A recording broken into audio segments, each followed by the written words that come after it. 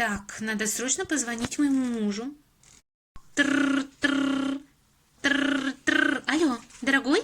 Мне позвонили срочно из банка, мне нужно туда идти, а наша малышка спит. Как ты думаешь, можно мне оставить ее дома? Я не думаю, что это хорошая идея. Ага. Ого. Угу. Ладно, решай сама. Да, я знаю, что нельзя оставлять детей одних дома, но что делать? Ладно, попробую, пока. Надеюсь, ничего не случится, и я скоро вернусь. Топ-топ-топ-топ-топ. Что я слышу? Оставили дочку одну? Ха-ха-ха-ха-ха. Ток-ток-ток-ток-ток-ток. Ток-ток-ток-ток-ток-ток. Ми-ми-ми-ми. Мама. Ми-ми-ми. Ой! Кто меня разбудил? Кто там? Что там? А где мама? Мамы нет. Ничего не понимаю. Ну ладно, побуду одна. Кто мне стучит в дверь? Ой! Давайте посмотрим, кто там, ребята. Это я, слесарь, откройте, пожалуйста, я ваш добрый-добрый сосед. Открой мне, девочка, дверь. Так, мама мне говорила никому не открывать. А еще мы с мамой учили стихотворение. Коль дверной звонит звонок, посмотри скорей в глазок. Если в дверь начнут ломиться, то звони скорей в полицию. Надо позвонить. Незнакомый номер звонит. Ну, на этот случай мы с мамой учили другое стихотворение. Если телефон звонит, кто-то в трубку говорит: «Как тебя зовут, малыш? Дома с кем сейчас сидишь? И куда же я попал? Номер я какой набрал?»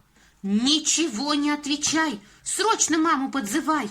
Если взрослых дома нет, не веди ни с кем бесед. До свидания скажи, быстро трубку положи. Не буду брать трубку с незнакомых номеров и никому не открою дверь. Эх, какая умная девочка, не пустила меня в дом. Сразу видно, она знает правила безопасности, и она очень умная. Бежала со всех ног. Так, где ключи? Иду домой. Доченька, ты не спишь? Не сплю, мамочка, меня разбудил какой-то стук в дверь. Что? Боже, это была не я. Кто же стучал? Какой-то злой дядька. И он еще звонил мне на телефон. Боже мой, никогда не прощу себе. Что случилось? Ты ему открыла? Нет, мама, я сделала все, как ты меня учила. Не брала трубку и не открыла дверь. Слава Господи, альхамдулилля, какая ты у меня умная малышка. Могла бы приключиться беда. Альхамдулилля, что ты такая молодец. Альхамдулилля, я больше никогда тебя не оставлю, прости. Мне нужно было сходить срочно в банк, и я думала, что ничего не случится. Но именно в этот момент поджидал какой-то злодей. Мамочка, мы позвоним в полицию, да? Да, его обязательно найдут. Дорогие мамы, учите правила безопасности со своими детьми. Иначе будет большая беда. Иначе будет большая беда. Как раз принесла тебе очень интересную книжку, и она тоже с хорошим концом. Называется «Козлятки и волк». Ну что, почитаем? Да. Жила-была мама-коза. Сделала она себе в лесу избушку. И жила там она со своими любимыми козлятами, да. Каждый день уходила коза За едой? за кормом в бор. Сама она уйдет, а деткам велит крепко-накрепко запереться и никому дверь не отпирать. И если даже тук-тук-тук, это я ваша мать пришла. Нет.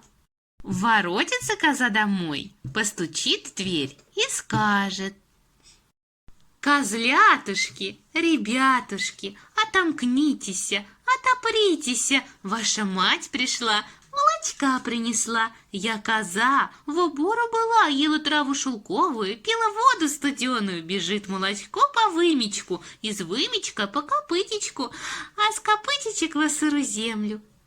Как только козлятки услышат свою мать, отопрут ей дверь, а она их накормит. Когда она их покормит, она уйдет опять пастись, но напомнит им очень важные правила. А тут подслушал козу старый и злой волк. Когда коза ушла, он подошел к дверям избушки и запел толстым и хриплым голосом.